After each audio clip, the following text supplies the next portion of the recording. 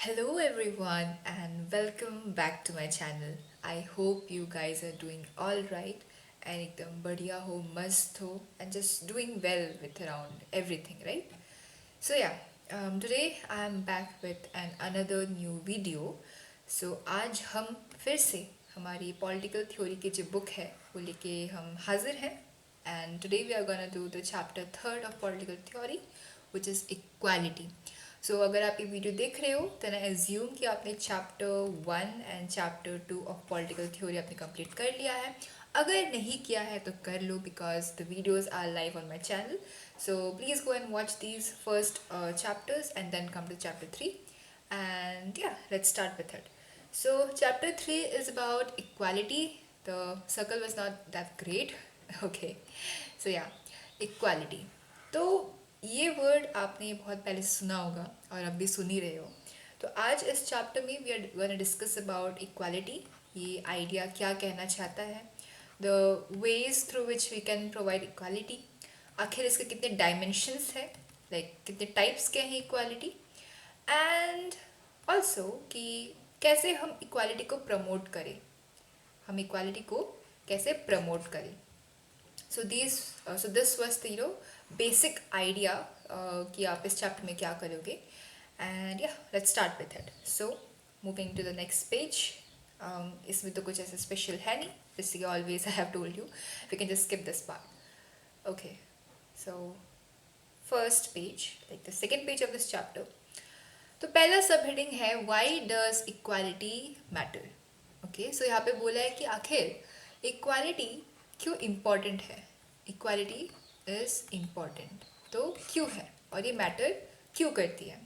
तो उससे पहले you have to understand what does equality mean, और उसका एकदम क्रिस्प और सबसे बढ़िया डेफिनेशन यहाँ पे दिया गया है.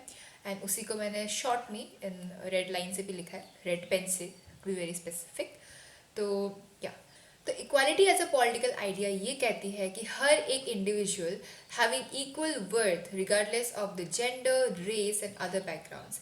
यानी कि अगर यहाँ पे हमारे पास एक पर्सन है, सपोज हम इसे फिर से अमन को ही बुलाते हैं, वेलकम बैक अमन.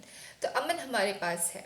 तो अगर अमन का जो इक्वल वर्थ यानी कि उसकी जो वैल्यू है, अमन की जो वैल्यू है, अगर वो उसके बैकग्राउंड्स यानी कि which includes his caste, his religion, or like his gender, or even his color, you know, जो उसका स्किन टोन होगा या जो भी होगा.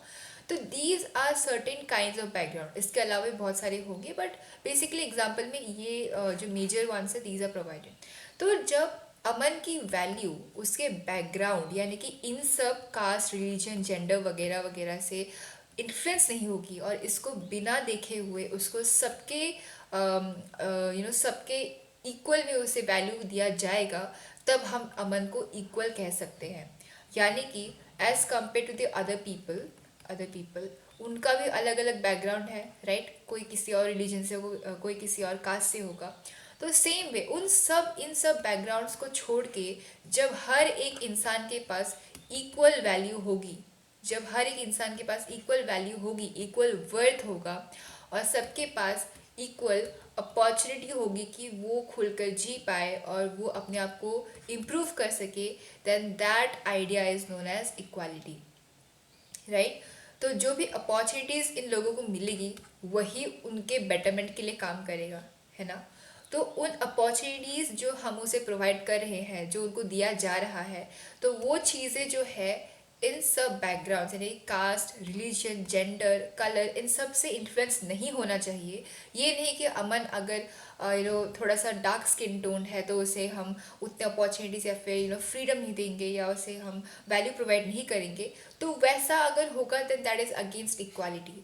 वैसा नहीं होना चाहिए. We should always provide equal opportunities for every person, and everyone should have equal value no matter what their caste is, what their religion is and other backgrounds. ठीक है. तो यहाँ पे जो बेसिक क्रिस्प जो डेफिनेशन है वो यहाँ पे मेंशन है. तो अब आपने इक्वालिटी को समझ लिया कि आखिर इक्वालिटी है क्या. Now coming to the actual subheading which is why does equality matter. तो उसके लिए अनदर एग्जाम्पल हम लेंगे.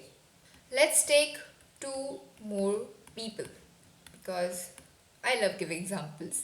Okay, so Preeti and Sheila.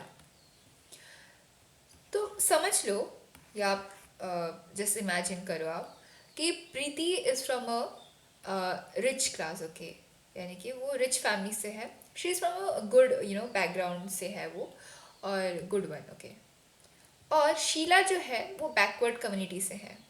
Backward community. I don't want to be specific with those communities, but yeah you can get the idea, right? कि आप just imagine करो situation को. And she is from a poor family. उतना ज़्यादा well to do family उनका नहीं है शीला का, बट प्रीति का है. She is having all the values and all the facilities in her life. तो उसे मिल रहा है प्रीति को. तो अगर हमारे पास इक्वालिटी इस केस में नहीं होता, ओके, अगर इक्वालिटी हमारे पास नहीं होती, तो यहाँ पे जो प्रीति है, प्रीति के पास जो भी फैसिलिटीज़ है वो उसको तो मिल रही होगी, है ना? उसको तो बिल्कुल मिलेगी, because she is already from a very good family. She belongs to rich class family. तो उसके पास सारे प्रोविजन, सारी फैसिलिटीज़ होंगे ही. बट शीला का वो जो है शीला का case is different. Her case is different. she is already struggling financially. She doesn't have much of the resources, और उसको जो है उसको फैसिलिटीज़ नहीं मिल रही है. उसको फैसिलिटीज़ नहीं मिल रही है. तो उस टाइम पे अगर इक्वालिटी नहीं होती तो प्रीति तो आगे बढ़ जाती, because she already has all the provisions.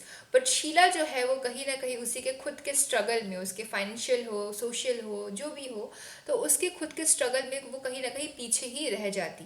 तो उसमें जो भी सोसाइटल जो डिस्क्रिमिनेशन है वो भी बढ़ सकता था. बिकॉज मेजरली अगर हम देखें तो जो पीपल फाइनेंशियली बहुत ज़्यादा स्ट्रगल करते हैं या पुअर क्लास से होते हैं, तो उनको कहीं ना कहीं किसी केस में सोशल डिस्क्रिमिनेशन में झेलना ही पड़ता है. बिकॉज आई फील कि ये सारी चीज़ें इंटर रिलेटेड हैं. अगर किसी के पास पैसा नहीं है, अगर वो सफ़र कर रहा है, तो कहीं ना कहीं उसको सोशली भी उनको सप्रेस किया जाता है.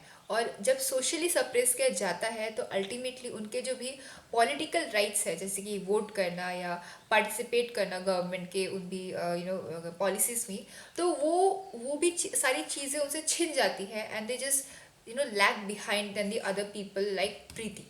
तो उस केस में हमारे पास जो हमारा चार्म है, इक्वालिटी का जो आइडिया है, that comes into the play and tries to eliminate all these discriminations. यानी कि अगर आप जो भी फैमिली से हो, जो भी कम्युनिटी बैकग्राउंड से हो, कलर चेंज कर लेती हूँ, आप आप कोई भी फैमिली से हो जाओ, इक्वालिटी जो है वो ट्राई करती है कि हर इंसान को इक्वल हक मिले, इक्वल राइट मिले, और वो सारी चीज़ें उनके कास्ट, रिलीजन और जेंडर से इन्फ्लुएंस नहीं होनी चाहिए. तो आपने देखा कि अगर इक्वालिटी नहीं होगी तो कहीं ना कहीं जो सोसाइटी है, सोसाइटी के बहुत सारे सेक्शंस हो जाते, चाहे वो रिलीजन के बेस में हो, कास्ट के बेस में हो, फिर रिच और पुअर के बेसिस पे हो, और ऐसे डिवाइड होते होते कुछ कम्युनिटीज़ तो आगे बढ़ जाएगी, बट जो दूसरी कम्युनिटीज़ है of the country, they will lag behind. तो उसकी वजह से equality is really really important कि हम सब, कि जो भी इंसान है इस कंट्री में, इस नेशन में, उन सबको एक एक लेवल पे लाया जाए कि हर एक इंसान इक्वली जी पाए और इक्वली अपने राइट्स का यूज़ कर सके. They also have equal status in the community, equal status in the community.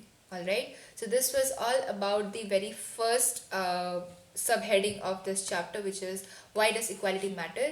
तो आपने यहाँ पे इसे समझ लिया है. Now moving forward, तो यहाँ पे एग्जाम्पल है जैसे कि वुमेन्स और दलित्स का.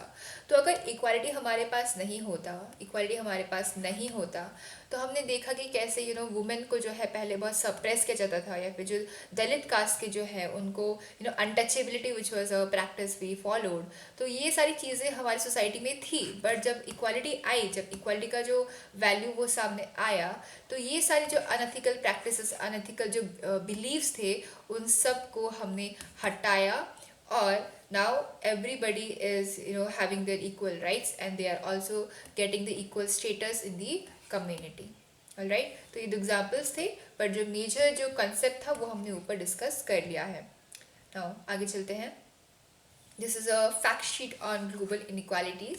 तो इसे बेसिकली आपको डेटा दिया है कि कैसे जो इनक्वालिटीज़ है वर्ल्ड में उन सब का एक डेटा रिप्रेजेंटेशन है। आप चाहे तो इन्हें पढ़ लीजिए for the better understanding. It's also type of example दो, बट या ये एग्जाम पे नहीं आता है और ना ही it's very crucial for you. But जो मेन कंसेप्ट है वो आपको क्लियर होना चाहिए कि क्यों इक्वालिटी इंपॉर्टेंट है और आखिर इक्वालिटी कैसे इन सब से डील करती है। Alright, okay. Again this is another example data है ये, but this is of India. वो ऊपर का वर्ल्ड में था और ये इंडिया का है। चलो आगे बढ़ते हैं। ओके, तो यहाँ पे बेसिकली जो मैंने आपको very first video of my channel chapter 1 of political theory, तो यहाँ पे आपको बहुत सारे क्वेश्चंस दिख रहे होंगे which is basically this questions, these questions are trying to have a brief कि आखिर आप इन दी फॉलोइंग पेजेस क्या पढ़ोगे। तो यहाँ पे ये क्वेश्चंस बेसिकली आपकी क्यूरियोसिटी को जगाने के लिए उनको बढ़ाने के लिए आपसे पूछे जा रहे हैं, but these are not important. But यहाँ पे एक चीज़ है विच इज़ कि हम इक्वालिटी पढ़ तो लेंगे, बट मेजरली जो है हमें कहीं ना कहीं इनइक्वालिटी ज़्यादा दिखने को मिल रही है। इनइक्वालिटी हमें ज़्यादा देखने को मिलती है एज़ कम्पेयर टू इक्वालिटी। तो आखिर ऐसा क्यों है और ये क्यों होता है, वो भी हम in the following pages of this chapter we will study. Alright, okay. तो ये तो उन्हीं के क्वेश्चंस का एक पार्ट था, तो you can skip this, you can okay. So second subheading the most important which is what is equality. आखिर इक्वालिटी क्या है, तो हमने ये समझ लिया है ऊपर, तो I guess we are done with this. But या ये हमने ऊपर देख लिया है कि आखिर इक्वालिटी क्या है। तो हर एक इंडिविजुअल जिसके पास इक्वल वर्थ हो या इक्वल वैल्यू हो, रिगार्डलेस यानी कि without the influence, regardless of his और हर बैकग्राउंड में क्या क्या था, उस इंसान का कास्ट हो जाए, रिलीजन हो जाए, जेंडर हो जाए, कलर हो जाए, या कोई भी, या फिर किस रीजन से वो बिलोंग करता है, that's also plays a very crucial part right there.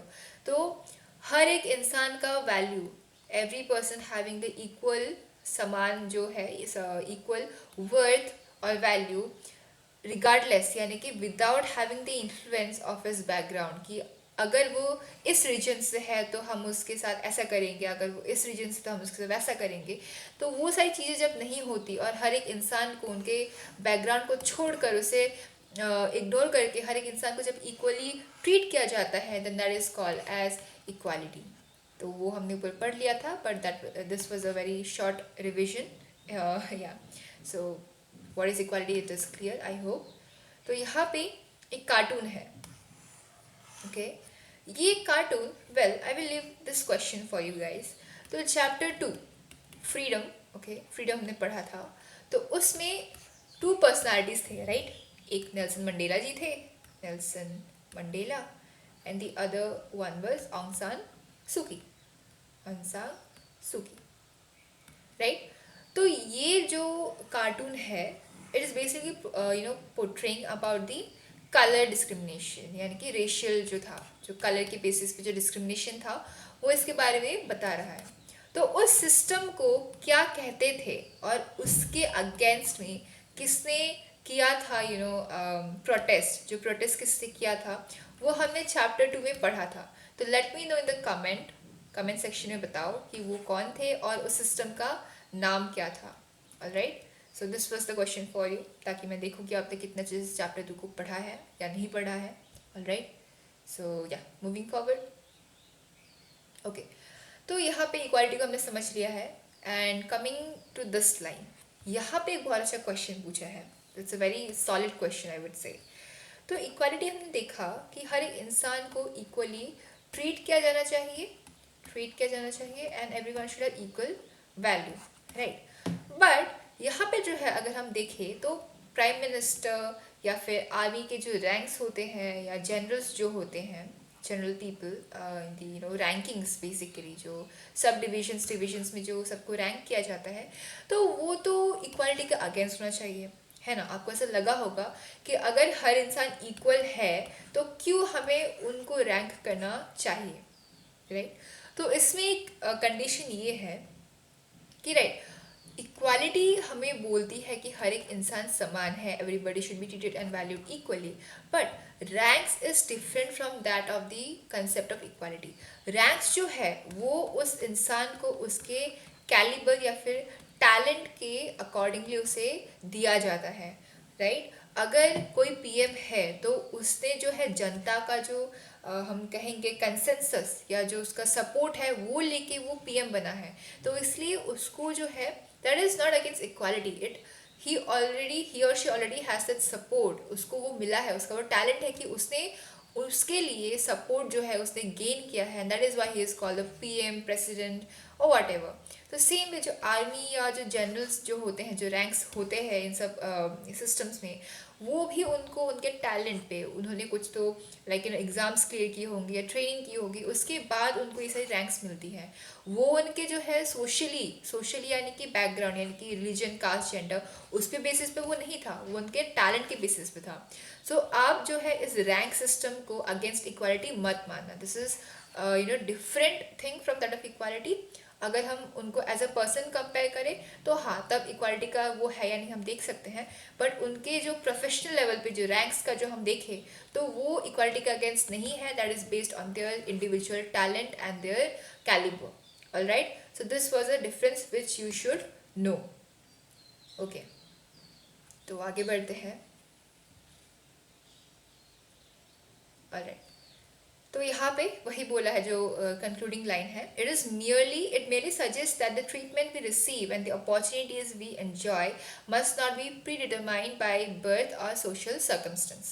तो यानी कि अगर वो इंसान सपोज कोई मेजर है आर्मी का, ठीक है, अगर वो इंसान मेजर है तो वो उसके टैलेंट के बेस पे वो बना है, ठीक है। अगर वो ये नहीं कि अगर वो सपोज रिच क्लास से है या फिर किसी well to do caste system से है, तो उस पे बेसिस पे वो नहीं बना है, वो अपने टैलेंट के बेसिस बना है, राइट। तो यहाँ पे जो सोशली जो उसके बैकग्राउंड्स है वो उसको इन्फ्लुएंस नहीं करने चाहिए। अगर वो ऐसा इन्फ्लुएंस दिख रहा है, अगर वो ऐसा हो रहा है, then that is against the concept of equality, ठीक है। Alright, क्योंकि इसमें क्या होता है, अगर कोई इंसान पुअर क्लास से या फिर बैकवर्ड क्लास से बिलोंग करे, तब भी वो अपने टैलेंट के बेसिस पे वो जो है एक रैंक हासिल कर सकता है। ही और she can also serve as the major general and so on, वो भी सर्व कर सकता है बिकॉज उसके पास अगर टैलेंट है तभी।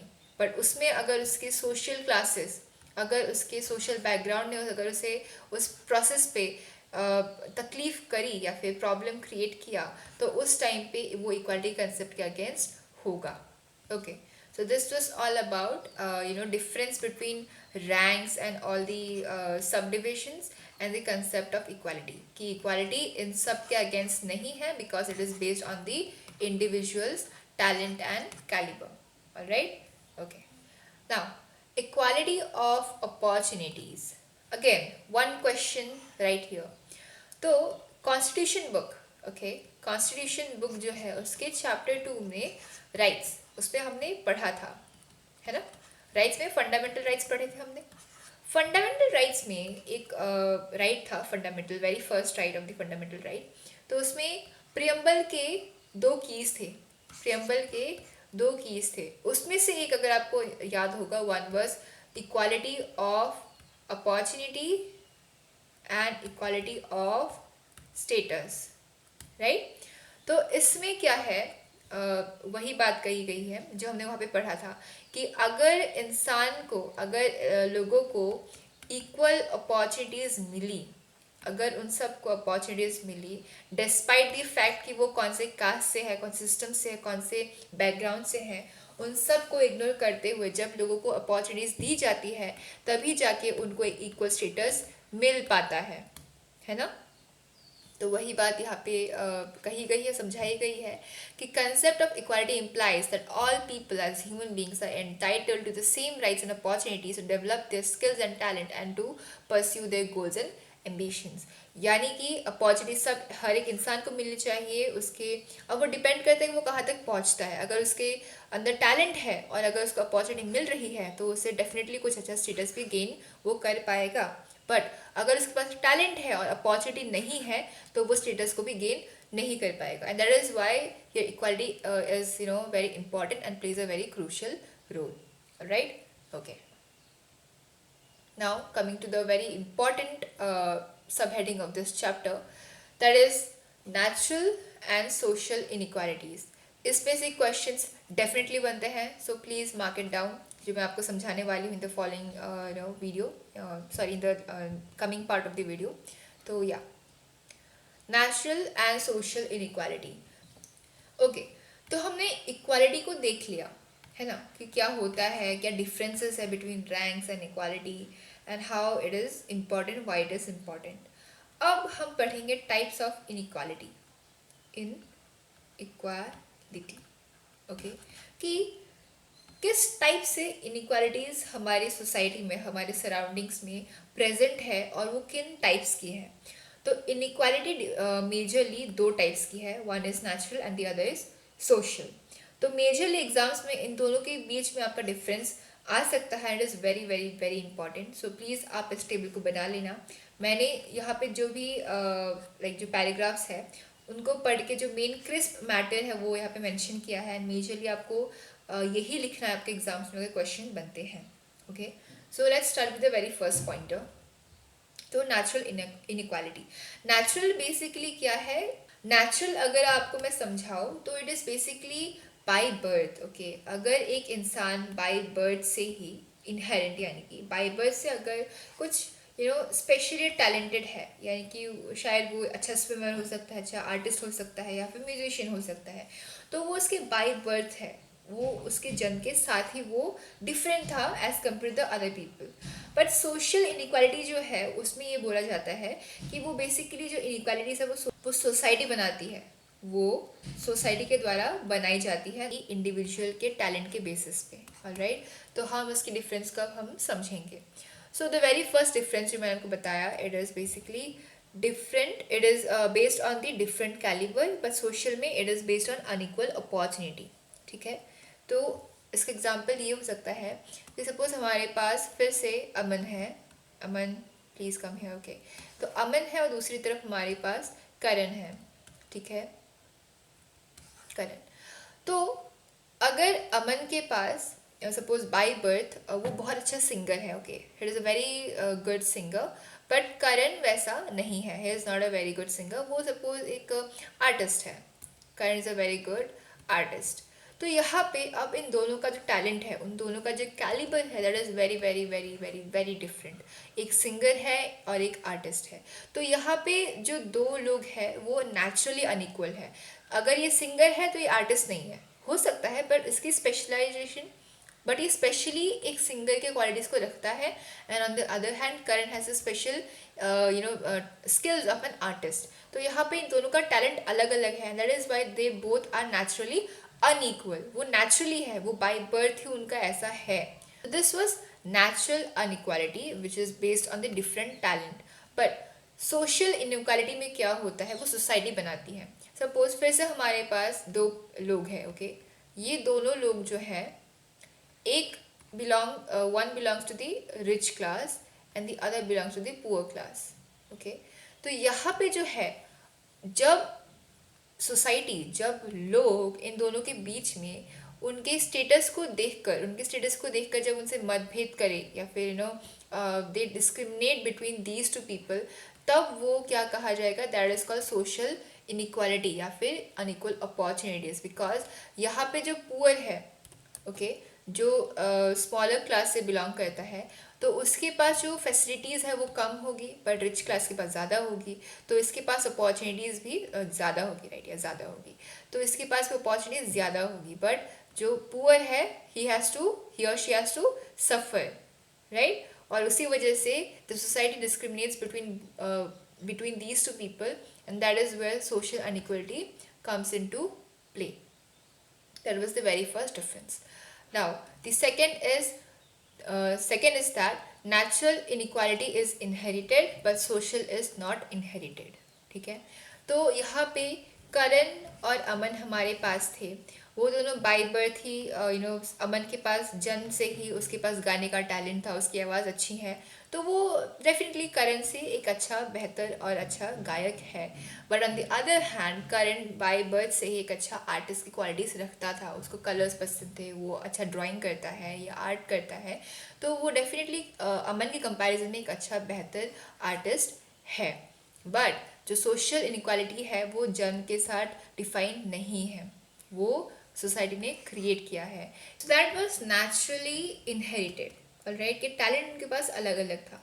बट सोशल में ऐसा नहीं है। Just because a person belongs from a poor community या फिर कोई रिच कम्युनिटी से बिलोंग करे, then that is not the sole purpose या सोल रीजन कि हम इन दोनों के बीच में डिफ्रेंशिएशंस हम करें या फिर हमको अलग अलग ट्रीट करें। सो इनहेरिटेड नहीं है, ये सोसाइटी ने बनाया हुआ होता है। The third difference is that natural inequality can't be altered but social inequality can be altered. Alter यानी कि change। अब देखो, अगर करण एक अच्छा आर्टिस्ट है तो अब उसे चेंज नहीं कर सकते। वो दूसरे स्किल्स गेन कर सकता है, ओके, वो दूसरे स्किल्स गेन कर सकते हैं डेफिनेटली, बट जो आर्टिस्ट का जो उसके पास इनहेरेंट स्किल है, जो टैलेंट है, वो उसके पास रहेगा ही। और सेम वे जो हमारा अमन है जो बहुत अच्छा गायक है, उसके पास भी वो भी different skills he can definitely gain, but जो सिंगर का जो इनहेरेंट टैलेंट है उसके अंदर, वो तो रहेगा ही। तो सेम वे इसे हम चेंज नहीं कर सकते। ये नहीं कि हम अमन को भी करण के लेवल का ही आर्टिस्ट बना दे या फिर करण को हम अमन के लेवल का एक सिंगर बना दे, then that is not practical, वो नहीं हो पाएगा हमसे। पर सोशल जो है, सोशल इनक्वालिटी जो है, चाहे वो रिच क्लास हो, पुअर क्लास हो, कास्ट हो, जेंडर हो, तो हम इन सब को ना चेंज कर सकते हैं। Because if you provide the the one who are lacking behind, जो पीछे चल रहे द लैकिंग ग्रुप, उनको अगर हम ज़्यादा अपॉर्चुनिटी, ज़्यादा हम उनको सपोर्ट प्रोवाइड करें, तो वो भी हमारे साथ इक्वल स्टेटस गेन कर पाएंगे, and that will change the inequality status between all those groups. And the last pointer is that natural inequality जो है, it leads to the social inequality, and the social inequality is the outcome of natural inequality. Okay, तो let me tell you. Okay, तो इस point के लिए हम लेंगे दूसरा example, very very very real example. तो हमारे इंडिया में क्या है, basically we value doctor and engineers, है ना, कि आपका बेटा डॉक्टर इंजीनियर बनना ही चाहिए या बेटी डॉक्टर इंजीनियर बननी ही चाहिए। तो सेम वे सोसाइटी में जो है डॉक्टर इंजीनियर के जो प्रोफेशन है उसके लिए बहुत ज़्यादा रिस्पेक्ट है, बहुत ज़्यादा charm they see in the society. Society के लोगों को लगता है कि डॉक्टर इंजीनियर है मतलब बहुत बड़ी बात है ना। तो सपोज हमारे पास यहाँ पे रितिका है, Ritika, and here we have Sheela. तो रितिका जो है वो हमारी डॉक्टर है और शीला जो है वो हमारी एक म्यूजिशियन है। She plays very good guitar and composes music and all that stuff. तो यहाँ पे सोसाइटी जो है अब वो डिस्क्रिमिनेट करेगी ऑब्वियसली, क्योंकि रितिका डॉक्टर है और सोसाइटी को लगता है कि डॉक्टर इंजीनियर होना एक प्रोफेशनली एक बहुत बड़ी बात है and it is a very good thing to perform. तो यहाँ पे सोसाइटी जो है वो ज़्यादा रितिका को प्रेज करेगी, है ना, वो रितिका को ज़्यादा प्रेज करेगी। एंड उसी टाइम पे सोसाइटी जो है वो शीला को ताना मारेगी कि ओके तुम म्यूजिशियन ही तो हो, क्या ही कर लिया तुमने, है ना, डॉक्टर इंजीनियर बनो तुम भी। तो वो आप डिफरेंस देख रहे हो कि रितिका जो है उसको पढ़ाई में इंटरेस्ट था, she was interested in medicine and all दो स्टफ। तो वो गई अपने करियर या फिर जो भी अपने इंटरेस्ट को परस्यू करने के लिए, and she became a doctor. Same way Sheela का इंटरेस्ट था किसमें, म्यूजिक में था, उसका इंटरेस्ट म्यूजिक में था, that is why she went ahead and pursued her career and became a musician. तो यहाँ पे इनकी नेचुरल इनक्वालिटी जो है विच इज़ बेसिकली उनका जो टैलेंट या फिर जो एरिया ऑफ इंटरेस्ट था वो डिफरेंट था। इनका था मेडिसिन में और इनका था म्यूजिक में। तो वो था उनका नेचुरल इनक्वालिटी। और वो किस पे गया, वो सोशल इनक्वालिटी, वो सोशल इनक्वालिटी बन गया। क्यों? क्योंकि सोसाइटी को लगता है कि डॉक्टर होना अच्छी बात है और म्यूजिशियन होना कुछ बड़ी कुछ बड़ी बात नहीं है, तुम छोड़ो, वो ऐसे ही साइड का काम है, तुम कुछ और करो, है ना। तो सोशल जो हमारा था, जो सोशल जो व्यू पॉइंट था, जो व्यू पॉइंट हमने बनाया था सोसाइटी वाइज, तो वो किसकी वजह से हुआ, नेचुरल इनक्वालिटी की वजह से हुआ, विच is based on their talent and their interest. Okay, हमने देख लिया 4 पॉइंटर्स। फर्स्ट वाज कि नेचुरल जो इनइक्वालिटी है that is based on their talent, वो बाय बर्थ होता है। थर्ड इज वो चेंज नहीं हो सकता। और फोर्थ इज नेचुरल इनइक्वालिटी जो है वो सोशल इनइक्वालिटी में बदल सकती है। एंड सोशल इनइक्वालिटी के जो पॉइंटर्स है these are unequal opportunity, these are the results of जब हम किसी इंसान को उसके बैकग्राउंड के बेसिस पे हम जब हम अनइक्वली ट्रीट करें then that is known as social inequality. वो बाय बर्थ नहीं होता है, उसे हम बिल्कुल चेंज कर सकते हैं and it is the outcome of the natural inequality. Alright, so these were the 4 pointers. Please note it down. I know screen बहुत ज़्यादा मैसी हो चुकी है but it's all right because examples and stuff it creates the mess. You can pause the video, go in the earlier parts and have this clear screen and just note it down. Alright? Okay. So I hope आपको समझ आ गया है। अगर नहीं आया समझ तो please एक बार फिर से पॉज करके देख लो because this concept is very very very important moving forward. Okay, तो यहाँ तक टिल दिस पैरा जो मैंने आपको समझाया ऊपर के 4 पॉइंटर्स में वही सब है। You can just understand from the table itself. और जब समझ लो तो एक बार इसको रीड कर लेना, it will just clarify your doubts if you have any. Okay, now coming to the third sub heading of this chapter which is 3 dimensions of equality right here, sorry okay 3 dimensions of equality right here. तो ये वाला बहुत ज़्यादा important है, ये आपके exam में 5 या फिर 6 मार्कर्स में डेफिनेटली आ सकता है। So please understand this topic in a clear and concise manner. Okay, तो यहाँ पे 3 डायमेंशंस यानी कि टाइप्स या फिर किस किस एरिया में हमें इक्वालिटी का इम्पॉर्टेंस इक्वालिटी हमें दिखनी चाहिए या रहनी चाहिए। तो वो 3 एरियाज जो है these are namely social, political and economic. ठीक है, तो सबसे पहले है हमारे पास पॉलिटिकल इक्वालिटी। अगर एकदम सिंपल टर्म में हम समझे तो पॉलिटिकल इक्वालिटी इज बेसिकली जब हर एक इंसान के पास इक्वल वोटिंग राइट्स, ठीक है, equal voting rights, equal political participation और जब उसे इक्वली अपॉर्चुनिटी मिले कि वो अपने व्यू पॉइंट्स और या फिर आप कहो कि ओपिनियंस वो जो है सबके सामने रख सके, तब हम कहेंगे कि okay the person is politically equal.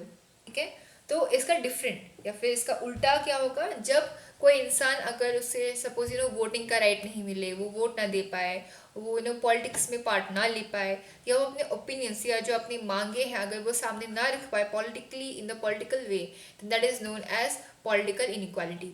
तो उसके लिए हमारे पास क्या होनी चाहिए, पॉलिटिकल इक्वालिटी, जिसके अंदर जो भी राइट्स हम देंगे उस इंसान को, it will help the person to have the equal status, equal value and equal worth in the area of politics and can vote his right, can participate in the political processes, in the political programs and also present his or her opinion about what is happening और उनके मांगे क्या क्या है और क्या क्या होना चाहिए for the betterment of the society. That was all about political equality.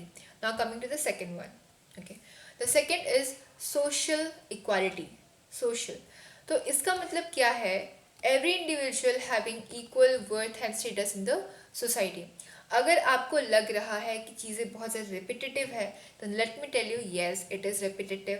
आपको वही सारी चीज़ें गोल फिरा के घुमा फिरा के लिखनी है, बट उनका जो डायमेंशन है जो पॉलिटिकल, सोशल या फिर इकोनॉमिक, बस वो डिफरेंट है और उनका जो एरिया ऑफ वर्किंग है वो डिफरेंट है। बट मेनली इन तीनों एरिया में इक्वालिटी का यही काम है कि सभी लोगों को इन तीनों जगहों में, चाहे वो पॉलिटिकली हो, चाहे वो सोशली हो या इकोनॉमिकली हो, उनको इक्वल राइट्स मिले और इक्वल वैल्यू मिले।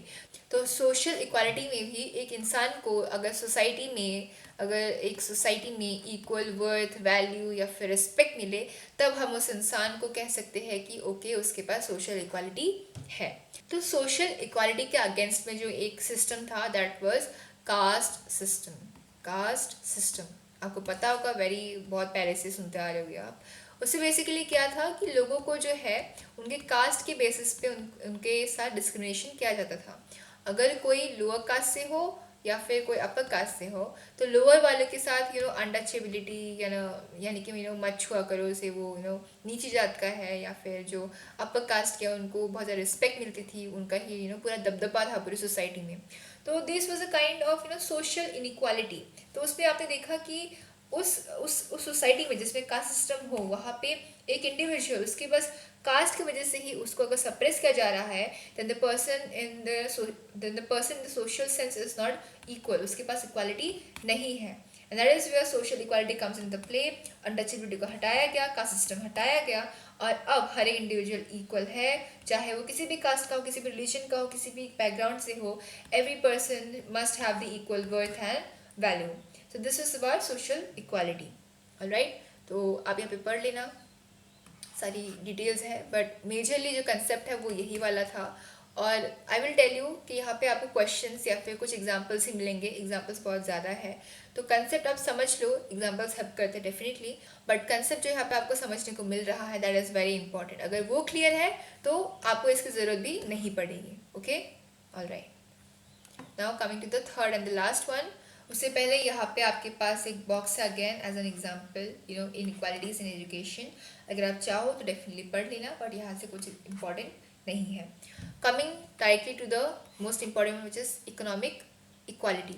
अब यहाँ पे एक मेजर क्वेश्चन फॉर्म हो सकता है। हमने 3 डायमेंशंस देखे, one is political, one is social and the last is economic. ठीक है, तो ये दो जो है पॉलिटिकल एंड सोशल इक्वालिटी, उसको हम डेफिनेटली पूरे सेंस में 100% हम उसे इम्प्लाई या फिर इफेक्ट में ला सकते हैं। यानी कि अभी तक तो नहीं है, बट इट इज़ पॉसिबल कि हम हर एक इंसान को इन आवर कंट्री पॉलिटिकली हम उनको सारे इक्वल राइट्स प्रोवाइड करें, और सोशली भी हर एक इंसान को सोसाइटी में इक्वल स्टेटस प्रोवाइड कर सकते हैं।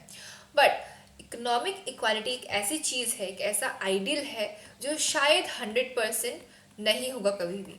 क्यों? क्योंकि अगर इकोनॉमिक इक्वालिटी को अगर हम समझें तो इसका मतलब ये नहीं है कि एक ऐसा पॉइंट ऑफ टाइम आएगा जब हर एक इंसान को in our country will have equal wages. कि ये नहीं कि सपोज 10 लाख लोग अगर एक कंट्री में हैं और इकोनॉमिक इक्वालिटी कहती है कि हर उन 10 लाख लोगों को बस सैलरी के नाम पे 20,000 सबको मिलने चाहिए और वो ही इकोनॉमिक इक्वालिटी है, तो वो वैसा नहीं है। It can never happen, because हर एक इंसान का काम अलग है। हमने ऊपर देखा रैंक्स वाइज, डिवीजन वाइज, वो कौन से रैंक पे हैं, तो वो बहुत ज़्यादा मैटर करता है। और उस रैंक वाइज पे उनके जो पैसे हैं उनको वो डेफिनेटली डिफरेंट लेवल पे ही होगा, वो डिफरेंट अमाउंट में ही होगा। क्योंकि अगर आप किसी हायर लेवल पे हो, आपकी रिस्पॉन्सिबिलिटीज ज़्यादा है और उसकी वजह से आपका काम भी ज़्यादा है, that is why you get the more pay, है ना, आपको ज़्यादा पैसे मिलते हैं।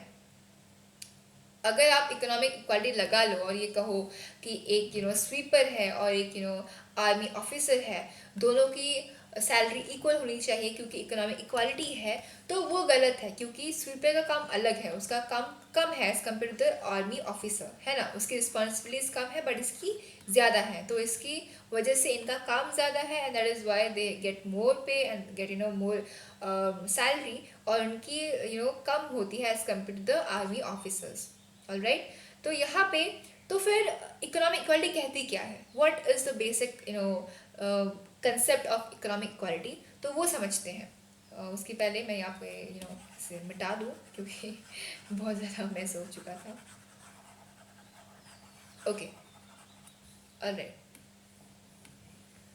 तो इकोनॉमिक इक्वालिटी ये कहती है कि ठीक है, अगर सबको इक्वल ना हो, बट जो डिफरेंस है, ठीक है, डिफरेंस यानी कि सपोज यहाँ पे एक पर्सन है, यहाँ पे एक पर्सन है, ये कुछ रिच क्लासेस से हैं और ये मिडिल एवरेज क्लासेस से हैं।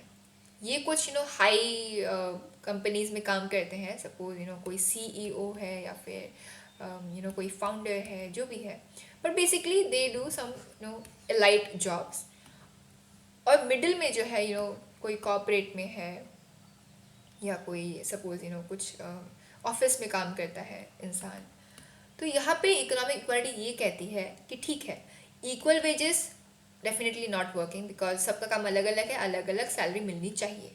बट इसका कहना ये है कि ठीक है, अलग अलग काम करो, अलग अलग सैलरी भी ले लो, बट उस सैलरी में जो डिफरेंस है, यानी कि सपोज ये इंसान महीने के कमा रहा है 10 लाख रुपए, okay that's very huge salary दो, 10 लाख रुपए, और ये कमा रहा है सपोज 40,000, 40,000, ठीक है.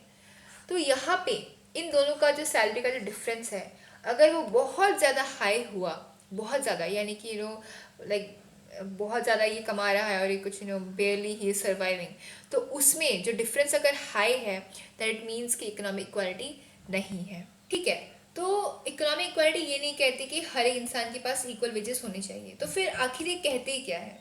तो इकोनॉमिक इक्वालिटी ये कहती है कि ठीक है, इक्वल वेजेस नहीं है, ऑल राइट, बट जो डिफरेंस है, डिफरेंस यानी कि जो गैप है बिटवीन सबसे हाईएस्ट क्लास का, रिच क्लास के सैलरी का, और सबसे लोएस्ट क्लास की सैलरी का, पुअर पीपल के सैलरी का, ठीक है. तो वो जो गैप है in between these two classes, वो अगर बहुत ज़्यादा हाई है, then there is economic inequality.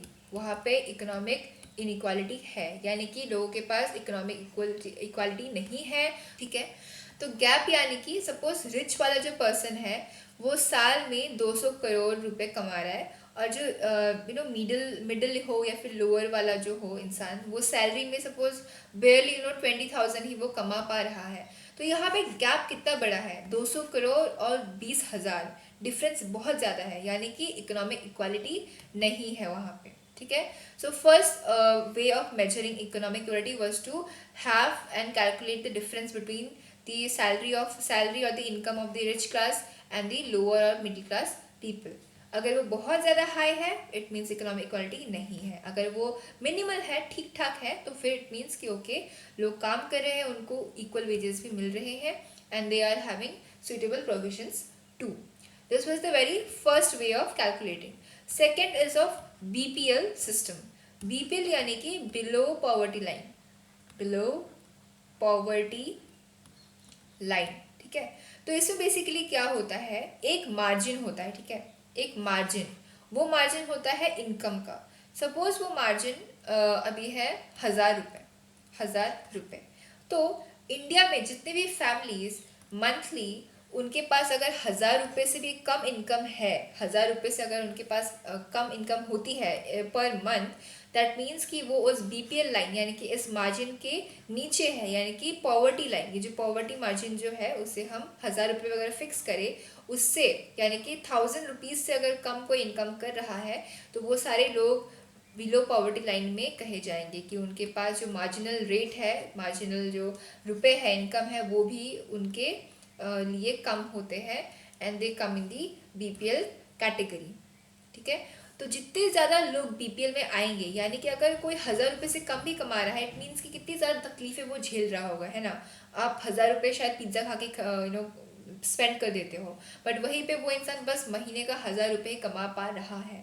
तो जितने ज़्यादा लोग BPL के अंदर आएंगे, जितने ज़्यादा लोग BPL के परसेंटेज में आएंगे, इट मीन्स कि उस कंट्री में उतनी ज़्यादा इकोनॉमिक इनइक्वालिटी एग्जिस्ट करती है, and that is why economic equality comes into play. और ये कहती है कि जो भी गैप है between the income of the people of the higher and the lower class और द मिडिल पीपल, वो सबसे ज़्यादा जितनी ज़्यादा कम हो, वो जितनी ज़्यादा कम होगी, उतनी ज़्यादा इकोनॉमिक इक्वालिटी बढ़ेगी. और सेम वे, जितनी ज़्यादा percentage of people in the BPL category will increase, the more economic equality will increase. ठीक है, right. So this was all about economic equality. I hope it is clear. तो हमारे पास 3 dimensions थे, कहाँ गए, ऊपर है शायद, हाँ. So first was political, second was social, and the last was economic. 2 ways है कैलकुलेट करने के लिए, one is BPL system and the other is difference in the income of rich and poor. ठीक है, जितना ज़्यादा कम गैप होगा, उतना ज़्यादा इकोनॉमिक इक्वालिटी होगी. जितने ज़्यादा राइट्स लोगों को मिलेंगे पॉलिटिकली, उतनी ज़्यादा पॉलिटिकल इक्वालिटी होगी. और जितने ज़्यादा डिस्क्रिमिनेशंस कम होंगे सोशली, उतना ज़्यादा सोशल इक्वालिटी होगा सोसाइटी में. ठीक है, so this was all about the 3 dimensions of equality. Now moving forward, ये आप देख लेना, यहाँ पे एक फिर से कार्टून है which is useless to be very honest. Moving forward, okay, तो यहाँ तक हमने देख लिया है, आप एक पढ़ लेना, बट मेजरली वो सारी चीज़ें मैंने आपको समझा दी है in the. Okay, now moving forward. Okay, so we now have the another ideal or ideology we can say, and that is of none other than feminism. तो फेमिनिज्म आजकल बहुत ज़्यादा आपने सुना ही होगा, लाइक फ़ोन पे, टीवी पे, आखिर बहुत ज़्यादा चर्च में है. था पहले भी, उस अभी से भी ज़्यादा था वो, लेकिन अब थोड़ा कम हो गया है, बट या आप देख सकते हो फेमिनिज्म के जो इफेक्ट्स अपनी अराउंड आप देख सकते हो. So yeah, feminism is basically nothing but it's an ideology. Okay, it's a political doctrine which says regarding the equal, this is equal, okay, equal rights for both men and women. यानी कि feminism का जो idea है वो ये कहता है कि चाहे महिला हो या पुरुष, दोनों ही जेंडर को, दोनों ही जेंडर के जो राइट्स है, जो अधिकार है, वो दोनों के ही समान होने चाहिए, यानी कि इक्वल होने चाहिए. ठीक है. इसके अंदर ये भी आता है कि inequality between main and women can be lowered. ये भी कहता है, एंड फेमिनिज्म ऑल्सो टेल्स कि अभी जो प्रेजेंट सिचुएशन में जो भी डिस्क्रिमिनेशन है, जो भी डिफरेंसेस है in the treatment between a man and women, a man and women, उसे लो हम कर सकते हैं, उसे हम कम कर सकते हैं और उन दोनों को ही एक इक्वल लेवल पे ला सकते हैं. Third is question sex and gender. अब यहाँ पे बहुत इंपॉर्टेंट कंसेप्ट है यहाँ पे. So first word is of sex and the second is of gender. तो यहाँ पे ये जो डिफरेंसेस है, एक है सेक्सुअल डिफरेंस और एक है जेंडर वाइज. ठीक है. तो इसमें डिफरेंस है. सेक्सुअल इज बेसिकली जो बायोलॉजिकल डिफरेंसेस हैं, biological differences. Gender differences is what society has created. Let me give example, okay? तो suppose यहाँ पे we have a female and here we have a male. तो अगर sexual difference की हम बात करें, which is also biological difference, तो यहाँ पे basically we will see कि human as a human body, तो इन दोनों के बॉडीज़ में काफ़ी सारे चेंजेस या फिर काफ़ी सारे डिफरेंसेस हमें देखने को मिलेंगी, चाहे वो उनके बॉडी शेप स्ट्रक्चर में हो, वेट में हो, या उनके और even the women's ability to reproduce. Okay, यानी कि she can bear a child and can give birth to a child, whereas a man cannot. Okay, so that is based on the biological difference. Sexual difference यानी कि biological difference जो हमने देखा. But gender difference जो है उसमें अलग category है. वो साइंस के बेस पे नहीं, वो सोसाइटी ने खुद बनाए होते हैं on the basis of the biological difference. यानी कि तो मैंने जैसे आपको बोला कि the women here can bear a child and can give birth to a new child और बेबी. तो इसका मतलब ये नहीं है कि वुमेन ही जो है she should only look for her, look and care for her baby, look after her family. तो वैसा नहीं है. उस केस में दोनों पेरेंट्स, यानी कि चाहे वो मदर हो या फादर, दोनों ही अकाउंटेबल हैं. They both together should look after the baby, look after their family, and can help each other and can share and distribute all the responsibilities equally and accordingly. Right. तो उसी difference को questions थी sex and gender, उसी difference को feminism जो है वो challenge करता है और क्वेश्चन करता है कि क्या जो बायोलॉजिकल डिफरेंस के बेस्ड पे जो जेंडर के जो सोसाइटी ने जो डिफरेंसेस क्रिएट की है, यानी कि जो मेल सुपीरियर है, औरतों को तो घर पे ही रहना चाहिए, तो वो सारी जो थिंकिंग है उसको वो चैलेंज करती है. Feminism challenges those kind of thoughts and ideas of the society. Okay, and the last is blames patriarchy.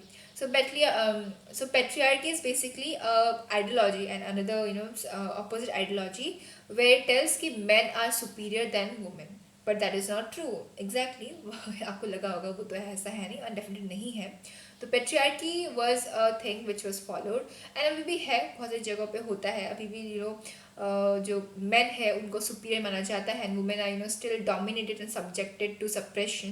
तो फेमिनिज्म के जो आइडियाज़ हैं, जो फेमिनिज्म है वो कहता है कि ये जो भी डिफरेंसेस है, ये जो भी डिस्क्रिमिनेशन है between gender, between man and women, this is a result of patriarchy की वजह से ही मेन जो है they find themselves superior and try to subject and try to dominate the women in the society. Okay, so this is where the four major pointers first is what is feminism. तो feminism है ideology which tells for equal rights for both men and women. Second is inequality between men and women can be reduced, यानी कि change कर सकते हैं. It questions the differences of sex and gender, यानी कि जो biological difference है उसके बेसिस पे जो सोसाइटी ने जो डिफरेंसेस क्रिएट की है between men and women should be removed and should be questioned and challenged. And the last is patriarchy, यानी कि मैन आर सुपीरियर का जो वैल्यू है, जो आइडिया है, वो गलत है और उसी की वजह से आज जो है वुमेन और मेन के बीच में डिस्क्रिमिनेशन बढ़ते जा रहे हैं. Okay, so this was all about feminism and patriarchy. Now moving forward. Okay, यहाँ से another very important part begins. ये मेजरली आपको नहीं मिलेगा लॉन्ग मार्क क्वेश्चन में, बट या एमसीक्यू में आ सकता है, एमसीक्यू में आ सकता है, डेफिनेटली आ सकता है. तो यहाँ पे तीन another ideology we have. First is of Marxism, second is of liberalism and third is of socialism. तो यहाँ से यहाँ तक मार्क्सिज्म के बारे में लिखा गया है और यहाँ से नीचे तक it is all about liberalism. Socialism जो है वो इस बॉक्स में दिया गया है. Okay, so let's study all these three ideas in serial manner. पहला जो है दैट इज मार्क्सिज्म. ओके, तो ये दिया गया था by our Marx ji. Marx ने दिया था ये जो आइडियोलॉजी है ऑफ मार्क्सिज्म. तो इससे बेसिकली क्या है, जो मार्क्सिज्म है, it blames the private ownership. Okay, it blames the private ownership for the differences in the society. Differences in the society. यहाँ पे अगर आप रीड करोगे, यहाँ पे दिया private ownership of important economic resources जैसे oil, land, forest as well as other forms of property. तो इसका मार्क्सिज्म ये कहता है कि जो कुछ सेक्शंस होते हैं जो प्राइवेटली ओन कर पाते हैं रिसोर्सेज, जहाँ पे प्राइवेटली ओन कर पाते हैं रिसोर्सेज को, चाहे यहाँ पे जो मेंशन है जैसे कि लैंड हो गया, ऑयल हो गया एंड अदर प्रॉपर्टी हो गई. तो जब वो प्राइवेटली उसे ओन करते हैं तो only a very few section of society gets rich और गेट्स दी रिसोर्सेज. उनको ही रिसोर्सेज मिलती है और उनको ही सारी अपॉर्चुनिटीज भी मिल जाती है. और जो पब्लिक है और जो नॉर्मल जो मेजॉरिटी ऑफ द पीपल है पब्लिक, उनको जो है उनको सफ़र करना पड़ता है बिकॉज ऑफ प्राइवेट ओनरशिप. अगर प्राइवेटली लोग चीज़ों को ओन करें तो जो मेजॉरिटी ऑफ द पब्लिक है, ऑफ द सोसाइटी है, उसे सफ़र करना पड़ जाता है. और जो रिसोर्सेज है वो भी अनइक्वली अनइक्वली डिवाइड होती है, which is why the majority of the lower section or public has to suffer, but the richer higher classes gets all the resources and they are always the one who are having perks and benefits. Okay, तो इसमें ये कहा गया कि अगर हमें इसे हटाना है तो हमें प्राइवेट ओनरशिप के अगेंस्ट जाना है and should distribute all these resources, all the property thing between the public in equal and just manner. ठीक है, so this was about Marxism. This was about Marxism, जो कहता है कि हर एक इंसान को publicly equal rights and equal resources मिलनी चाहिए, इक्वल रिसोर्सेज मिलनी चाहिए. This was of Marxism. Second is of liberalism and this is totally opposite of what Marxism told. Liberalism ये कहता है कि नहीं, नो इक्वल इन रिसोर्सेज और बेनिफिट्स. इनका मानना ये है कि लिबरलिज्म में competition is very important. Competition जो है इज़ वेरी इम्पॉर्टेंट. इनको लगता है कि अगर हम हर इंसान को, सपोज यहाँ पे 3-4 लोग हैं, ओके 3-4 लोग हैं, अगर हम इन चारों को इक्वली रिसोर्सेज दे, इक्वली प्रोवाइड करें, तो शायद इन चारों के बीच में कंपटीशन रहेगा ही नहीं. एंड वी नो कि अगर हमें बेटर बनना है, if we want to improve ourselves, then competition is very important. Competition is a healthy competition कि ओके आज मैं अगर यहाँ पे हूँ तो मुझे कल या फिर कुछ आने वाले समय में I want to become better, I want to have and earn better, do better and become better and make society better. तो उसके लिए competition is very very very important. तो अगर हम सबको इक्वली रिसोर्सेज प्रोवाइड करें तो लोगों के बीच में जो एक क्यूरियोसिटी है, जो अर्ज है to do something good and improve something, वो रहेगा ही नहीं. है ना। एग्जाम्पल यहाँ पे दिया गया है ऑफ अ क्लास। ओके, अगर क्लास में कोई टेस्ट हो तो जो बच्चा अच्छा करता है, okay, the one who performs well gets more marks than the one who did not perform that well. शायद यहाँ पे अमन है हमारा, उसने अच्छा नहीं किया तो उसे कम मार्क्स मिले, बट यहाँ पे अनुज है, सॉरी, बट यहाँ पे अनुज है तो उसने अच्छा किया तो उसे ज़्यादा मार्क्स मिले एज कम्पेयर टू अमन। तो उसमें कोई बुरी बात तो नहीं है ना। तो उस पर अमन, सॉरी, तो उस पर अनुज के जो एफर्ट्स थे उसके अकॉर्डिंगली ही उससे उसको बेनिफिट्स या फिर उसको रिटर्न मिला, और सेम वे अमन ने नहीं किया था इसलिए उसको कम मिला।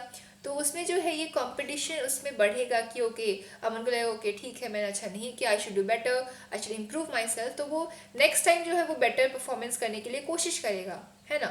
तो सेम वे लिबरलिज्म में जो है अगर हम सबको इक्वली प्रोवाइड नहीं करेंगे तो फिर यहाँ पे लोगों के बीच में जो है वो अर्ज रहेगा, वो वांट रहेगी कि ओके मुझे कुछ करना पड़ेगा, नहीं तो I will I will be left behind, I will not have resources or the benefits or the perks properly.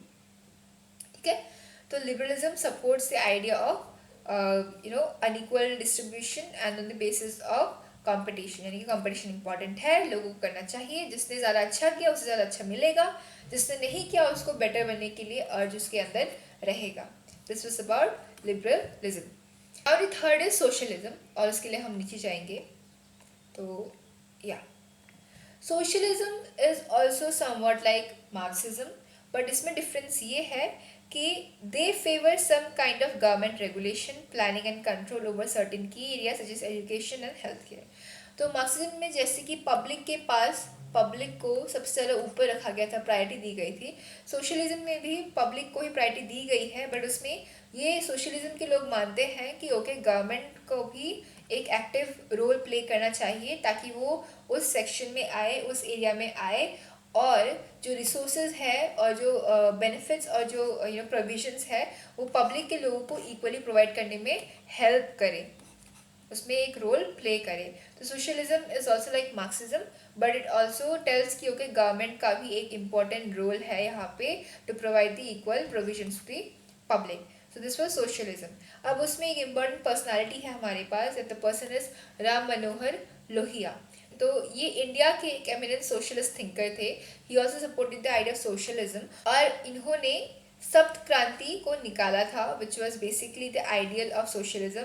इन्होंने इन्हीं 7 रेवोल्यूशन, 7 चीज़ों को मानते हुए as a part of socialism इन्होंने स्प्रेड किया था, एंड उसे हम एक साथ कहते हैं सप्त क्रांति। पहले ये 5 थे, जो 5 यहाँ पे मेंशन है, हियर यहाँ से यहाँ तक मेंशन है ये 5, बट लास्ट में बाद में फिर और 2 ऐड हुए और 5 और 2 मिला के हुए 7, और 7 को हिंदी में हम कहते हैं सप्त, तो फिर इसे नाम दिया गया सप्त क्रांति। तो दिस वाज 7 रेवोल्यूशंस, और वो रेवोल्यूशंस किसके अगेंस्ट में थे, वो थे इनइक्वालिटी। ओके, तो इनइक्वालिटी जैसे हमने देखा ऊपर कि उसके टाइप्स हैं, उसके डायमेंशंस है, पॉलिटिकल, सोशल एंड इकोनॉमिकल, है ना, 3 डायमेंशंस है। तो सेम वे राम मनोहर लोहिया जी ने भी 7 इनइक्वालिटी टाइप्स के अगेंस्ट में जो है सप्त क्रांति को चलाया था, और वो 7 जो एरियाज है वो यहाँ पे मेंशन्ड है। First is gender, then colour, caste, colonial rule, economic inequality, and जो बाद में ऐड किया गया था वो था for the revolution for civil liberty and the idea of satyagraha. तो इसमें जो है ये जो इनइक्वालिटी ऑफ जेंडर हो गया, इनइक्वालिटी ऑफ कलर हो गया, कास्ट हो गया, या फिर कॉलोनियल रूल के अगेंस्ट जो है उसके अंडर उन्होंने रेवोल्यूशन किया था। बाद में फिर सिविल लिबर्टी और सत्याग्रह को भी इसमें ऐड किया गया, and it came to be called as Sapt Kranti. ठीक है, सो दिस वाज इम्पॉर्टेंट। एक MCQ आ सकता है तो फिर मार्क कर लो इसे कि who gave the ideals of Sapt Kranti. It was given by Ram Manohar Lohia. He was also a supporter of socialism. ठीक है, ओके, तो ये वही है जो हमने ऊपर पढ़ा था। You can read this one, this is of okay. यहाँ पे एक पॉइंट है, unlike socialist, liberals do not believe that political, economic and social inequalities are necessarily linked. Okay, तो लिबरल्स जो है मार्क्सिज्म एंड सोशलिज्म, तो इन दोनों आइडियल्स के जो लोग हैं उनको लगता है पॉलिटिकल, सोशल और इकोनॉमिक इक्वालिटी जो है वो लिंक्ड है, बट लिबरलिज्म के जो लोग हैं उनको लगता है कि ये जो 3 एरियाज है, पॉलिटिकल, सोशल, इकोनॉमिक इक्वालिटी जो है वो लिंक्ड नहीं है, दीज थ्री आर सेपरेट और हमें इन तीनों को सेपरेटली हमें काउंटर करना चाहिए। बट मार्क्सिज्म को लगता है कि नहीं, ऐसा नहीं है। Why, let me tell you. Because suppose यहाँ पे एक पर्सन है हमारे पास, अनुज, अगेन अनुज। तो अनुज अगर इकोनॉमिकली, अगर फाइनेंशियली सफ़र करता है, उसको कम पैसे मिल रहे हैं, उसका घर चलाना मुश्किल हो रहा है, then he is not economically equal, है ना। तो अगर वो इकोनॉमिकली सफ़र कर रहा है तो कहीं ना कहीं सोसाइटी जो है, सोसाइटी भी उसे एक लोअर विजन से देखेगी कि ओके वो तो पुअर है, वो कुछ कर नहीं रहा है, वो तो कुछ ऐसे ही पड़ा है, जो भी है। तो सोसाइटी का जो व्यू है against Anuj, for Anuj, that will be very low. तो वो सोशली भी इक्वालिटी को गेन नहीं कर पाएगा। और जो अपने बेसिक नीड्स, और अनुज यहाँ पे अपने बेसिक नीड्स के लिए सफ़र कर रहा है, राइट। वो खाने पीने, रहने, जो भी है उसके लिए सफ़र कर रहा है, जो उसके बेसिक नीड्स है वो उसको नहीं मिल पा रहे हैं। तो वैसा इंसान शायद ही पॉलिटिकली सोचे कि ओके मुझे वोट देना चाहिए, मुझे पॉलिटिकल पार्टीज में भाग लेना चाहिए, या मुझे अपने ओपिनियंस को एक्सप्रेस करना चाहिए। तो हमने देखा कि कैसे एक पर्सन अगर अपने बेसिक नीड्स के लिए, अगर इकोनॉमिकली सफ़र कर रहा है, खाने के लिए, पीने के लिए, पहनने के लिए, तो वो शायद ही पॉलिटिकल राइट्स के बारे में सोचे, है ना। And that is Y Marxism and socialist people felt that ये तीनों इंटरलिंक्ड है। अगर इकोनॉमिकली इक्वल नहीं है तो सोसाइटी डिस्क्रिमिनेट करेगी ही, अगर करेगी तो फिर वो पॉलिटिकली तो राइट्स पा ही नहीं पाएगा। बट लिबरलिज्म का जो है, उनको लगा कि नहीं, ऐसा नेसेसरी नहीं है, ये तीनों चीज़ें सेपरेट है और सेपरेटली हमें इसे टैकल करना चाहिए। So this was the another difference which might come, आप इसे हाईलाइट कर लेना, it was actually important. This was all about liberalism, socialism and Marxism. Now coming to the next subheading, which is how can we promote equality। यानी कि अब तक हमने equality को देख लिया, क्या है, कैसे है, डायमेंशंस क्या है, क्यों चाहिए, और जो आइडियोलॉजीज है फॉर इक्वालिटी वो भी देख ली, मार्क्सिज्म, सोशलिज्म, लिबरलिज्म। नाउ इतना सब जानने के बाद हमें ये तो पता चला कि okay equality is very important और हमें इसे प्रैक्टिस करनी चाहिए और प्रमोट करना चाहिए। तो अगर हमें इसे प्रमोट करना है तो कैसे करेंगे? अब उसके भी 3 मेजर वेज हैं जो आपके बुक में मेंशन है, और वो 3 मेजर वेज मैंने यहाँ पे मेंशन किए हैं। First is making formal laws, second is equality versus equity, and the third is affirmative action. We will go one by one as always. So yeah, first is making formal laws. अब मैं तब से from the starting of the video मैंने एक question बचा के रखा था कि which fundamental right promotes equality, है ना, which article promotes right to equality. अगर आपको नहीं पता है देन इट मीन्स कि आपने मेरी video of chapter 2 from the constitution book आपने नहीं देखा है। जाके आप चैप्टर 2 कॉन्स्टिट्यूशन बुक का रिवाइज करो, इट इज़ वेरी इंपॉर्टेंट। तो मैं बता देती हूँ, right to equality is our fundamental right. कितने फंडामेंटल राइट है हमारे पास? 6, है ना। 6 fundamental rights we have, 6 fundamental rights we have. उसमें से सबसे पहला है राइट टू इक्वालिटी, और इसका आर्टिकल नंबर है आर्टिकल 14 to 18, है ना। तो यही चीज़ जो है फर्स्ट पॉइंट कहना चाह रहा है कि मेकिंग फॉर्मल लॉज। अगर हम फॉर्मली किसी चीज़ को बोले, अगर हम फॉर्मली किसी चीज़ को लागू करें, लॉ बनाए, तो obviously we have to practice that and we can obviously be able to promote the particular concept और पर्टिकुलर वैल्यू। तो जब हमने फंडामेंटल राइट में इसे इंक्लूड कर दिया, जब हमने इक्वलिटी के आइडिया को फंडामेंटल राइट में इंक्लूड कर दिया, तब obviously it became a law and it became everyone's individuals right कि ओके उसके हर इंसान के पास इक्वालिटी होनी चाहिए, इक्वालिटी बिफोर लॉ हो जाए, इन वेजेस हो जाए, इन सोसाइटी हो जाए। तो वो एक फॉर्मली हमने उसको इस्टेब्लिश किया हुआ है ना। क्योंकि नॉर्मली अगर हम देखें, जब तक हमारे पास कोई मैंडेटरी चीज़ ना आ जाए, सपोज आप स्कूल में हो, जब तक स्कूल के रूल्स एंड लॉज लिखे नहीं होते या फिर कहे नहीं जाते, फॉलो नहीं किए जाते, तब तक वो चीज़ हमारे स्कूल में हमें दिखाई नहीं देती कि हो रही है या नहीं हो रही है। सेम वे, जब तक हम उस वैल्यू को फॉर्मली इस्टेब्लिश ना करें in the form of law बनाए या फिर राइट्स, जैसे कि फंडामेंटल राइट हमने बनाया है, इसे फंडामेंटल राइट बना दें, तो उस केस में ही हम उसे फॉर्मली प्रैक्टिस कर पाते हैं, प्रमोट कर पाते हैं। That is why the very first point is making formal laws. Okay, now the second is equality versus equity. ये वाला जो टॉपिक है, ये वाला जो सब हेडिंग है, वो आपकी बुक में कुछ ऐसे दिया गया है, इक्वालिटी थ्रू डिफरेंशियल ट्रीटमेंट। तो इसे मैंने शॉर्ट में इक्वालिटी वर्सेस इक्विटी का नाम दिया है। नाउ विल थिंक अबाउट कि व्हाट इज इक्विटी। अगर आपने मेरी पहली वीडियोस देखी है, you should definitely know what is equity because I mention this term lot of times. तो या अगर नहीं देखी है, still I will tell you this time. तो इसके लिए I have a very good cartoon यहाँ पे।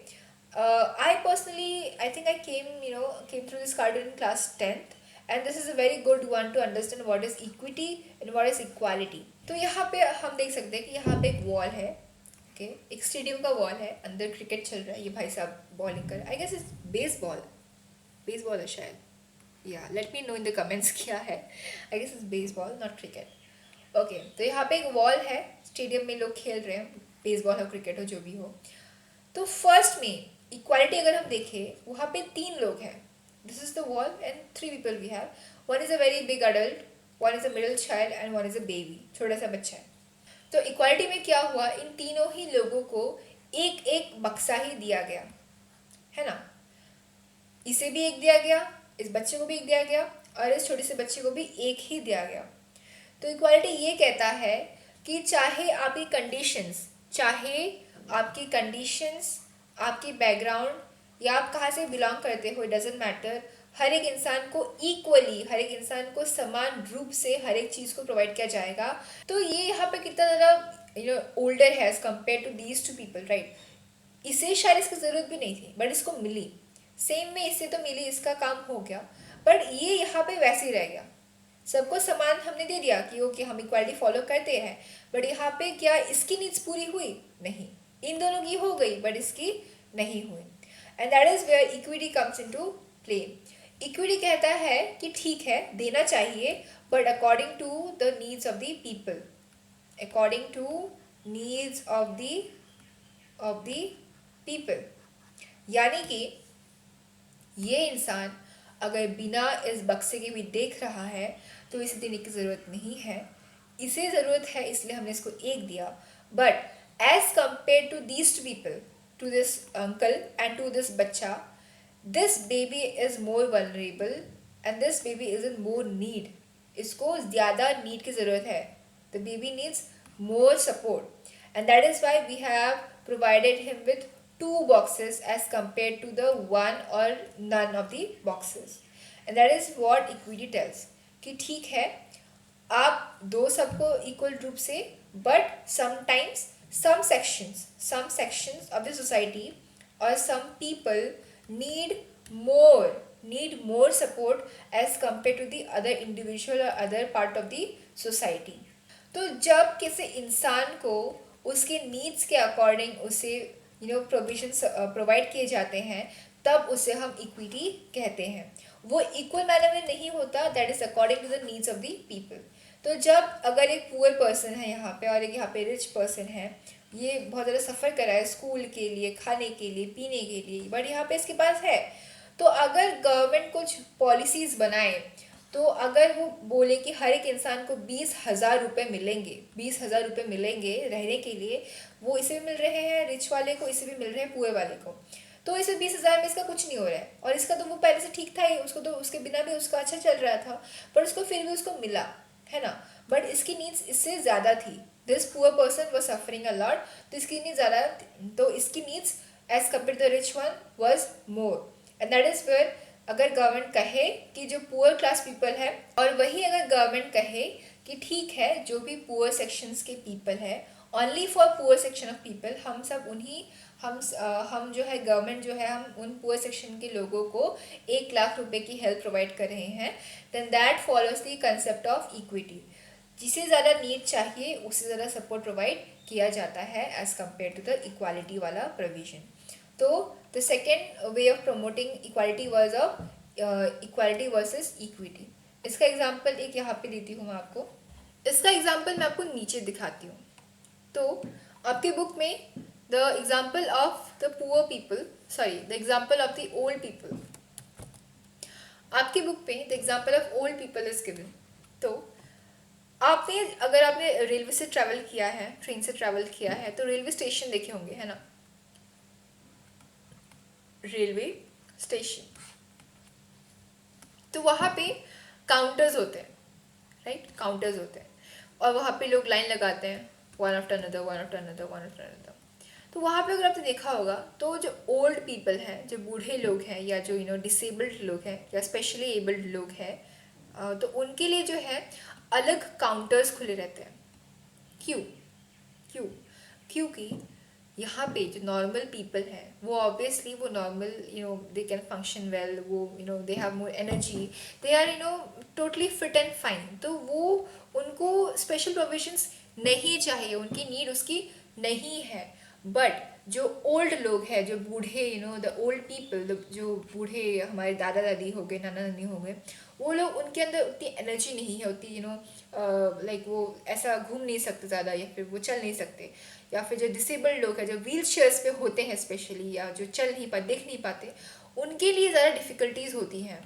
दे face more difficulties as compare to us, and that is where equity comes into play, और कहती है कि इनकी नीड्स हमसे ज़्यादा है, इनको ज़्यादा सपोर्ट चाहिए, एंड दैट इज़ वाई इनके लिए हमने स्पेशली ज़्यादा प्रोविजन हमने प्रोवाइड किए हैं। सो यहाँ पे अगर हम इनके लिए भी यहाँ पे लगा देते नॉर्मल काउंटर्स पे, तो शायद इनको सफ़र करना पड़ता, इनको रुकना पड़ता, उनको वहाँ पे रुके रहना पड़ता, तो किसी बूढ़े इंसान के लिए, किसी डिसेबल्ड पर्सन के लिए it would have been a very great difficulty, and that is why we have provided them with the separate counters and separate sections. So second, I hope it is clear, which is equality versus equity, and this is very important one, to be very honest.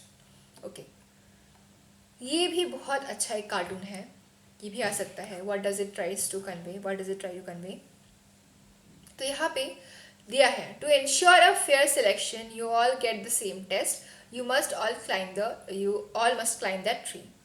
तो यहाँ पे ये भाई साहब जो है, ये सब एनिमल्स को कह रहे हैं कि सबका टेस्ट होगा और सबके लिए फेयर होने की वजह से सबको एक पेड़ पर चढ़ना है। तो भाई यहाँ पे अगर कोई बंदर है, कोई चिड़िया है, या जो भी है, वो तो कर लेगा, बट एक हाथी, ठीक है, एक हाथी, एक चीता हो गया, एक रैबिट हो गया, वो कैसे करेंगे? क्योंकि उनकी एबिलिटी ही अलग है, उनकी एबिलिटी ही अलग है, उनकी टैलेंट या उनकी जो कैपेसिटीज़ है वो अलग है, वो अलग है एज कम्पेयर टू बर्ड और मंकी। मंकी चढ़ सकता है बट हाथी नहीं कर सकता, बट वही हाथी जो है, the elephant can load a lot of load on it's trunk, और वो ट्रांसपोर्ट में हेल्प करता है, बट मंकी नहीं कर सकता।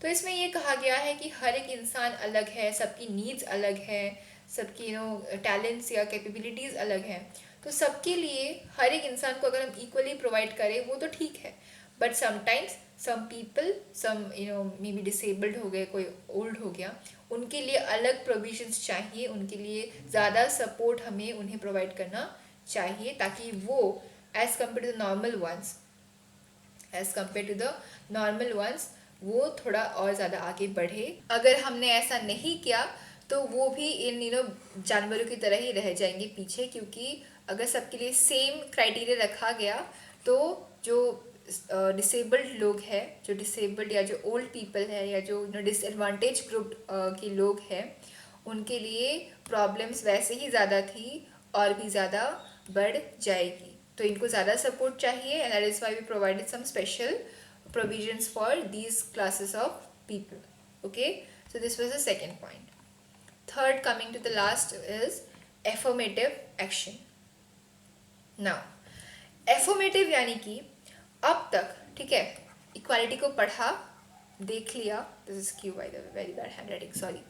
सो इक्वालिटी को पढ़ा, देख लिया कैसा है, क्या है, क्यों इम्पोर्टेंट है, तो ठीक है, हमने इसे इम्प्लीमेंट किया, राइट बनाया, रखा उसे, या फिर इक्विटी प्रोवाइड की, बट जो इतने सालों से डिस्क्रिमिनेशन कुछ सेक्शंस ऑफ पीपल ने फेस किया, specially let's take the example of the caste system के जो लोगों ने इतना ज़्यादा सफ़र किया उस period of time, suppose 40-50 years जो उससे उन्होंने सफ़र किया, उस ग्रुप ने सफ़र किया, उस टाइम पीरियड में जो उन्होंने मिस किया था, ठीक है, जो उन्होंने मिस किया था, अपॉर्चुनिटीज़ उन्होंने खो दी थी, उसके लिए अगर हम उसे कंप्लीट करना चाहे तो उसको फॉलो करते हुए जो स्पेशली प्रोविजंस दिए गए हैं, जो स्पेशल प्रोविजंस दिए गए हैं, that is known as the affirmative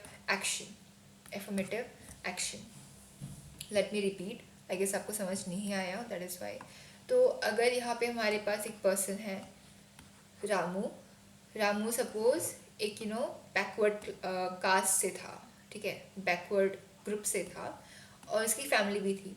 तो उसकी फैमिली भी 50 साल से थी, उसके पापा उसकी मम्मी, तो because of being from backward section उनको बहुत सालों तक सप्रेस किया गया, उनको बहुत सालों तक सोसाइटी ने सप्रेस किया, इक्वल राइट्स नहीं मिले, फ्रीडम नहीं मिला, पैसे नहीं मिले, वो रह नहीं पाए अच्छे से। तो जब अब रामू आ चुका है, बड़ा हो चुका है, तो उसको उनकी फैमिली कंडीशंस की वजह से उसने भी बहुत ज़्यादा सफ़र किया था। तो उस टाइम उस जो लैक है, उस जो गैप है, उन 50 सालों का जो उसने सफ़र किया था, उसको फुलफ़िल करने के लिए करंट टाइम में जो भी एक्स्ट्रा प्रोविजंस हम रामू को देंगे, एक्स्ट्रा फैसिलिटीज़ या extra help, to be very specific, help जो हम रामू को देंगे उसे हम काउंट करेंगे अंडर एफर्मेटिव एक्शन। इसका एग्जाम्पल, सबसे बेस्ट एग्जाम्पल है रिजर्वेशन। तो रिजर्वेशन आपने सुना होगा, which is where the people from the backward classes get specially aligned quotas in the selection, चाहे वो जॉब हो, चाहे वो स्कूल में एडमिशन के लिए हो, या फिर रिक्रूटमेंट के लिए हो, उन सभी प्रोसेस में जो बैकवर्ड लोग होते हैं, जो बैकवर्ड क्लासेस होती हैं, उनके लिए कुछ परसेंटेज ऑफ सीट्स पहले से ही उनके लिए रखी जाती हैं, क्योंकि हर साल सपोज अगर एक कोई एप्लीकेशन आया किसी पोस्ट के लिए, तो उसमें अगर हमें 200 लोग चाहिए, उसमें से सपोज 100 हमने जनरल से लिए, और बाकी जो 100 है उसमें से 50 लोग मैक्सिमम 50 लोग जो हैं हमें एससी वाले बैकवर्ड क्लास से चाहिए, या फिर एसटी से चाहिए, या ओबीसी से चाहिए, तो वो फाइनलिस्ट, तो वो मेंशन किया रहता है, ताकि जो उन्होंने मिस आउट किया था इन दोज 50 ईयर्स और जो स्ट्रगल कर रहे थे, उससे उनको सेव करने के लिए उनको पहले से ही स्पेशली हेल्प प्रोवाइड की जाती है। So this was the affirmative action, example था reservation. Now one important thing जो यहाँ पे मेंशन नहीं है बुक में, बट आपको समझनी इम्पॉर्टेंट है।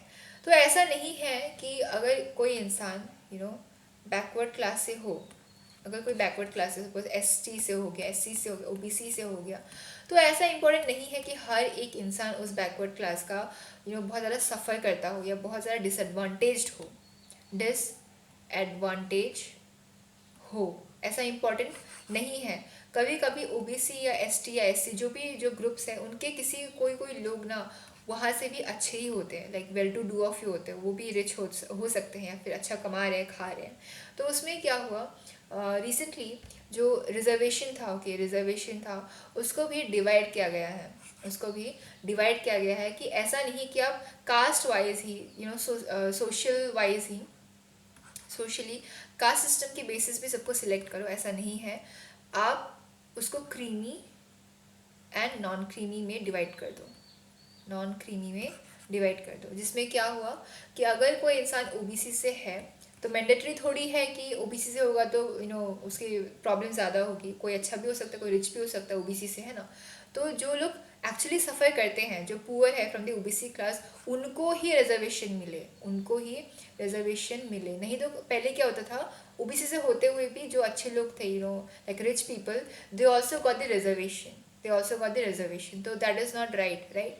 वो इक्विटी को फॉलो नहीं करता है, दैट इज़ वाई उनको क्रीमी और नॉन क्रीमी यानी कि उस कास्ट सिस्टम में, उस ग्रुप में जो भी लोग अच्छा कमा रहे हैं, that are refer to as creamy one. जो अच्छा नहीं हो रहे, जो अच्छा नहीं कमा पा रहे, या फिर जो they are the ones who are suffering a lot, उनको नॉन क्रीमी में रखा गया है और उनके लिए ही रिजर्वेशन को अभी करंटली फॉलो किया जाता है। तो this was about reservation and the affirmative action. तो यहाँ तक था। ओके, सो यहाँ पे जो मैंने आपको समझाया क्यों चेंज किया गया है non creamy and creamy, it was because लोगों को लगता था कि अगर हम रिजर्वेशन को फॉलो करें, अगर हम रिजर्वेशन को फॉलो करें तो वो कहीं ना कहीं अपोजिट इनइक्वालिटी है, अपोजिट इनइक्वालिटी है। क्योंकि जब आपने रिजर्वेशन किया तो शायद किसी जनरल का अगर इंसान है, सपोज उसको बहुत ज़्यादा हाई मार्क्स मिले, लाइक 100 आउट ऑफ लाइक 120, वही किसी बैकवर्ड क्लास के इंसान को, बैकवर्ड ग्रुप के इंसान को बस 80 मिला आउट ऑफ 120, बट स्टिल इसका सिलेक्शन हो गया, बट इसका सिलेक्शन नहीं हुआ बिकॉज इसका हो गया बिकॉज ऑफ रिजर्वेशन, और इसका नहीं हुआ बिकॉज ये जनरल से था और इसके पास रिजर्वेशन नहीं था। That is where people feel कि ये काइंड ऑफ अपोजिट इनइक्वालिटी है। और उसी के कारण क्या हुआ, नॉन क्रीमी और क्रीमी का जो है कंसेप्ट वो निकाला गया कि ओके आप किसी भी बैकग्राउंड से हो, बट अगर आप क्रीमी से हो तो आपको रिजर्वेशन नहीं मिलेगी। अगर आप क्रीमी ऐसे, अगर आप अच्छी फैमिली से हो, अगर आप रिच हो, अगर आपके पास फैसिलिटीज़ है तो आपको नहीं मिलेगी। बट अगर आप नॉन क्रीमी से हो, अगर आपके पास फैसिलिटीज़ नहीं है, तभी आपको रिजर्वेशन मिलेगी,